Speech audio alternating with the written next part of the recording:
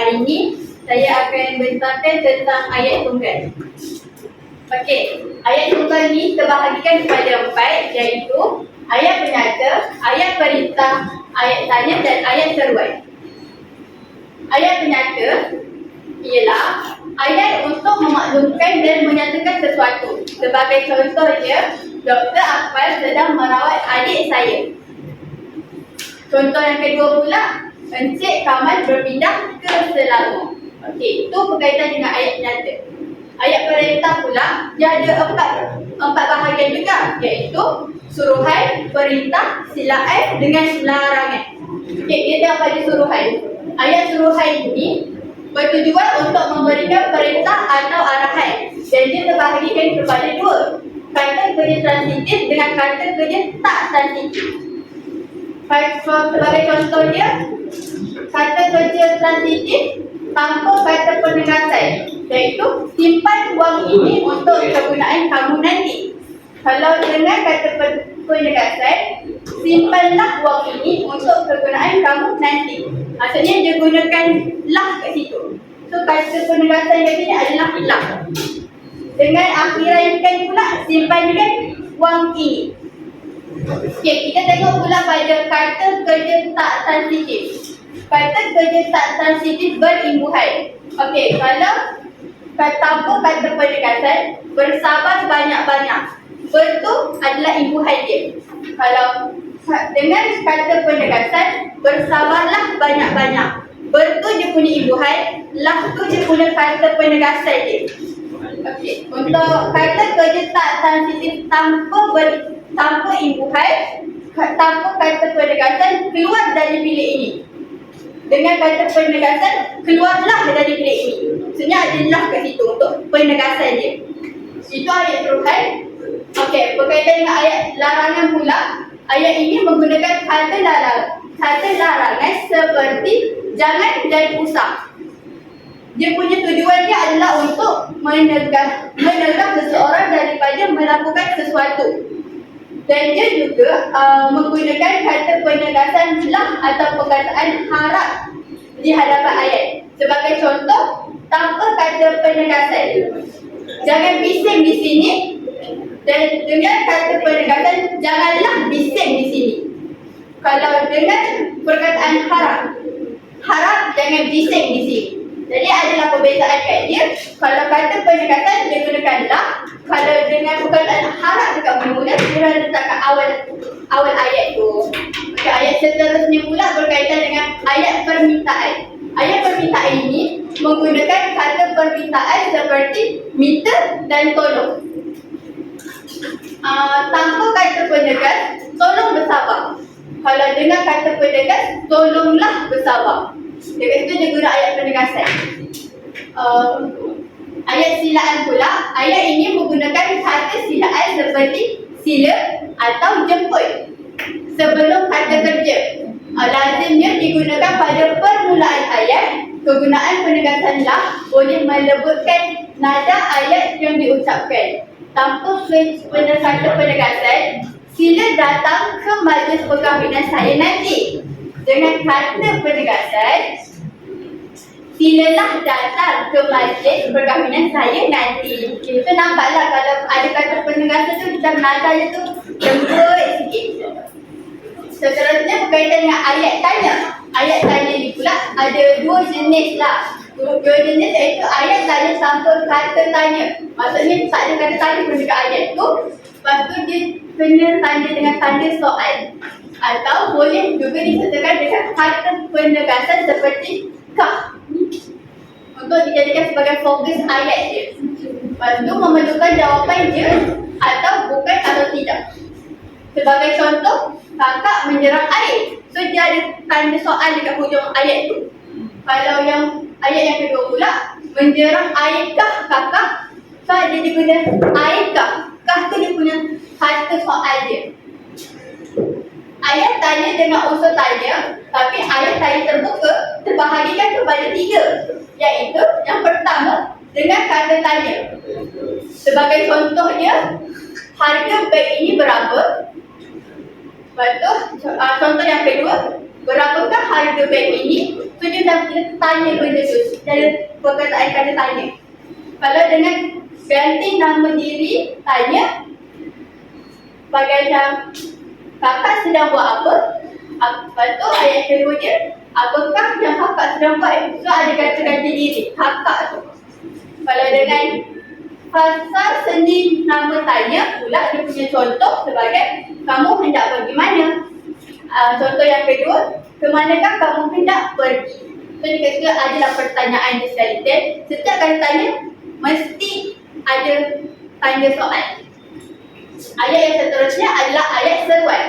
Ayat seruan ini membawa kepada intonasi seruan dengan tujuan melahirkan perasaan. Ditandai dengan menggunakan tanda seru. Diletakkan pada hujung ayat. Lepas tu ada dalam dua bentuk, dengan kata seru ataupun tanpa kata seru.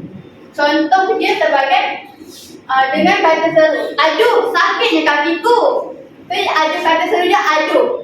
Kalau tanpa kata seru, ambil wang ini. Tak ada kata seru, tapi hujung dia ada tanda seru. Tapi kata seru pun banyak juga. Macam aduh, alamak, wah, semua tu. Untuk melahirkan perasaan kita lah. Okey, susunan ayat tunggal. Susunan ayat tunggal terbahagikan kepada dua, iaitu susunan biasa dan susunan songsang. Susunan biasa mesti subjek di hadapan ayat dan diikuti juga dengan predikat. Susunan songsang pula ada memberikan penekanan bahagian predikat. Tidak hanya melibatkan keseluruhan predikat, tetapi sebahagian predikat sama ada frasa kerja, frasa adjektif atau frasa sendi. Sebagai contoh, kita tengok pada susunan biasa. Kanak-kanak berlari-lari. Kanak-kanak sebagai subjek dan predikatnya adalah berlari-lari. Kalau songsang keseluruhan predikat. Tadi predikatnya berlari-lari kan? So, berlari-lari itu terletak dekat depan sebagai berlari-lari di taman permainan. Di taman permainan tu jadi dia punya predikat. Kalau songsang sebahagian predikat di taman permainan, kanak-kanak. So, dia punya tu dia kat predikat yang hujung tu dia bawakan ke depan. Okey, seterusnya kita pasal ragam ayat. Ragam ayat terbahagikan kepada dua, iaitu ayat aktif dan ayat pasif. Ayat aktif pun terbahagi kepada dua bahagian, iaitu transitif dan tak transitif. Kalau ayat pasif pula ada tiga, iaitu imbuhan kata kerja pasif, kata ganti diri pertama dan kedua, kata kerja hadir selepas kata kerja. Okey, kita tengok contoh dia untuk ayat aktif. Ayat aktif mengandungi kata kerja yang mengutamakan subjek asal sebagai unsur yang diterangkan. Terdiri daripada dua bentuk ayat, iaitu ayat aktif transitif, ayat aktif tak transitif. Kita tengok pada ayat aktif transitif. Mengandungi kata kerja transitif yang diikuti oleh kata nama sebagai objek atau klausa komponen sebagai unsur penyebut kata kerja. Sebagai contoh, kita tengok ayat jenis ayat aktif. Kalau fasa nama sebagai objek, ayat dia adalah Almi menulis buku itu. Kalau klausa komponen sebagai objek, Syazana menyatakan bahawa Zulaikha sudah balik. Kalau kata kerja dua objek, kakak mengambil ayah secawan kopi. Kalau yang terakhir, kata kerja yang kata dasarnya kata objektif boleh menerima kata penguat. Objeknya boleh digugurkan jika terdiri daripada golongan kata ganti nama orang pertama. Sebagai contoh dia kasih ada dua, iaitu keputusan peperiksaan Syahmi sungguh menggembirakan kami. Yang ayat yang kedua pula, keputusan peperiksaan Syahmi sungguh menggembirakan. Maksudnya kita punya kata nama tu, nama orang yang pertama tu yang kami tu kita dah gugurkan dia. Okey, ayat aktif tak transitif pula kan ada kata kerja tak transitif, tambah atau tolak pelengkap. Okey, macam tambah pelengkap tu, macam kereta itu ada penghawa dingin. Kalau kita tak kereta itu tu ada apa macam tu. Kalau tolak terdekat berarti Samsiah menangis. So kita tahu Samsiah tu menangis sebab apa? Tu sebagai dia punya pelengkap untuk tambah pelengkap dia nanti. Okey, untuk ayat pasif pula merupakan bentuk pasif bagi ayat pasif transitif. Mengandungi kata kerja yang mengutamakan objek asal sebagai unsur yang diterangkan. Ada 3 bentuk ayat pasif. Yang pertama, ayat pasif dengan imbuhan kata kerja. Maksudnya dia adalah imbuhan ber dan ke-ai. Sebagai contoh, baju saya sudah berlipat. So ada guna berlipat, ada imbuhan ber dekat lipat tu. Yang kedua pula, budak itu kelaparan. Kelaparan digunakan ke dan ai dekat tu. Ayat tu, kata ayat. Lepas tu, ayat pasif dengan kata kerja berimbuhan di dan ter juga ada dekat sini, dekat ayat pasif dengan imbuhan kata kerja. Sebagai contoh, pisang itu digoreng oleh emak sebentar tadi. Ayat yang kedua, pisang itu digoreng emak sebentar tadi. Nampak tak oleh kita tak ada kan? Lepas tu ayat yang ketiga sebagai contoh, rumah itu terbina dalam masa 1 tahun. Lepas tu, kata kerja berimbuhan di ni biasanya disertakan dengan kata oleh tambah frasa nama. Nama perkataan oleh itu boleh digugurkan. Sebab tu tadi yang ayat pertama dan kedua, ayat pertama tu ada oleh, ayat yang kedua tu tak ada oleh. Sebab oleh tu boleh digugurkan. Okey, kita tengok pada yang bentuk ayat pasif. Ayat yang bentuk yang kedua iaitu ayat pasif dengan kata ganti nama diri pertama dan kedua. Kata ganti nama diri yang pertama, saya, aku dan ku. Sebagai contohnya, buku itu sudah aku baca. Ayat yang kedua sebagai contoh, buku itu sudah aku baca. Ku. Okey, untuk kata ganti nama diri kedua, engkau, kau, awak, anda. Sebagai contoh, pokok itu engkau tanam. Dan contoh yang kedua, pokok itu kau tanam. Dan yang terakhir ialah ayat pasif dengan perkataan kena sebelum kata kerja. Perompak itu kena tangkap oleh polis. Itu dia punya untuk ayat pasif yang ketiga. Okey.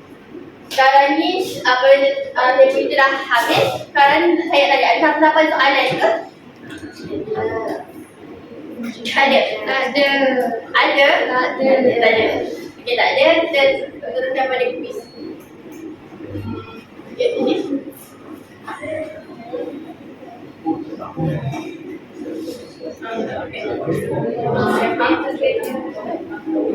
Doktor nak pilih 2 nombor. 2 nombor ya. 7 ke 17? 7 ke 17?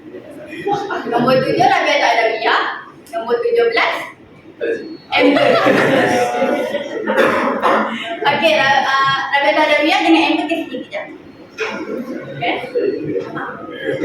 Ayat tu kan? Okey, start. Sini. Siapa?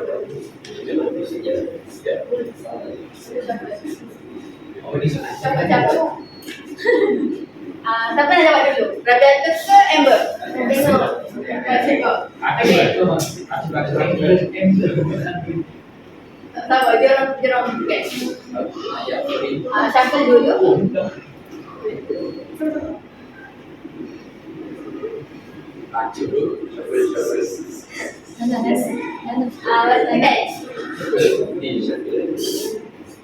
Okey, baca soalan. Berikan contoh ayat tadi. Apa contoh dia? Sebutkan nama orang. Betul. Amber pula. Siapa tu jadi contoh?